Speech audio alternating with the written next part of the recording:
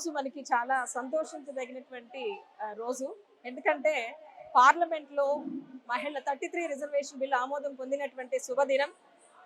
ఈ బిల్లు కోసం అంటే యాక్చువల్లీ మహిళలకి రిజర్వేషన్ అనేటటువంటి విషయము స్వతంత్రం రాక ముందు నుంచి కూడా చర్చనాయాంశం అవుతూ వస్తూ ఉంది.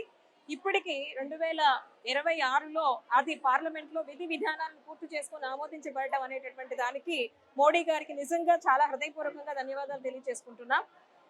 ఒకప్పుడు 14% ఉన్నటువంటి రిజర్వేషన్ ద్వారా పంచాయతీలోకి వెళ్ళి పంచాయతీ బాధ్యతలు నిర్వర్తిస్తూ మగవానికి సమముగా తమ బాధ్యతలు అంతకన్నా ఎక్కువగా నైపుణ్యంగా చేసినటువంటి మహిళలు, కానీ కొన్ని సిచ్యువేషన్స్లో, కొన్ని సందర్భాలలో, కొన్ని విషయాలలో ఇంకా కొంత భయంతో కావచ్చు, కొంత చట్టపూర్వకమైనటువంటి స్థితి లేకపోవడం వల్ల కావచ్చు వెనుకడు వేయడం జరుగుతూ ఉంది.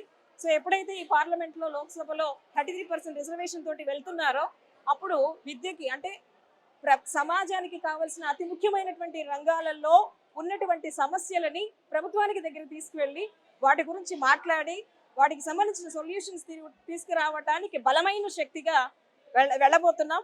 సో మహిళలందరూ కూడా అటువంటి దీనికి ఐ థింక్ ఇంకొకటి గమనించాల్సిన విషయం ఏంటంటే, దీనికి రాష్ట్ర ప్రభుత్వాలు అందరూ కూడా ఈ 33 రిజర్వేషన్ బిల్లుని సక్రమంగా సద్వినియోగపరుచుకుంటూ ముందుకు తీసుకువెళ్ళగలిగితే భారతదేశం ప్రపంచ చరిత్రలో నిలిచిపోతుందండి. ఒక ఆదర్శవంతమైనటువంటి దేశంగా ఉంటుంది. దానికి మహిళలు శక్తి స్వరూపుణులై పూనుకోవాలని చెయ్యాలని మనస్ఫూర్తిగా కోరుకుంటూ థ్యాంక్ యూ వెరీ మచ్. లేడీస్కి 33% రిజర్వేషన్ ఇవ్వడం అనేది చాలా సంతోషంగా ఉందండి. 26 ఇయర్స్ నుంచి పోరాటం చేస్తే మాకు బీజేపీకి ఈ మహిళా కోటా అనేది చాలా సంతోషంగా ఉంది. మహిళలు జస్ట్ కిచెన్కి మాత్రమే, పనులకు మాత్రమే అంకితం కాకుండా రాజకీయాల్లో కూడా వాళ్ళ సత్తా వాళ్ళు చూపించుకోగలరు అని చెప్పేసి అని నిరూపించుకోవడానికి మాకు ఒక అవకాశం ఇచ్చినందుకు నరేంద్ర మోడీజీకి ప్రత్యేక ధన్యవాదాలు. మహిళా రిజర్వేషన్ బిల్ 15% ఉంది. మరి ఈ సంవత్సరం మరికొద్ది క్షణాల్లో 33% పెంచే విధంగా మన ప్రియతమ నాయకులు నరేంద్ర మోదీ గారు బిల్ పాస్ చేయడం జరుగుతుంది.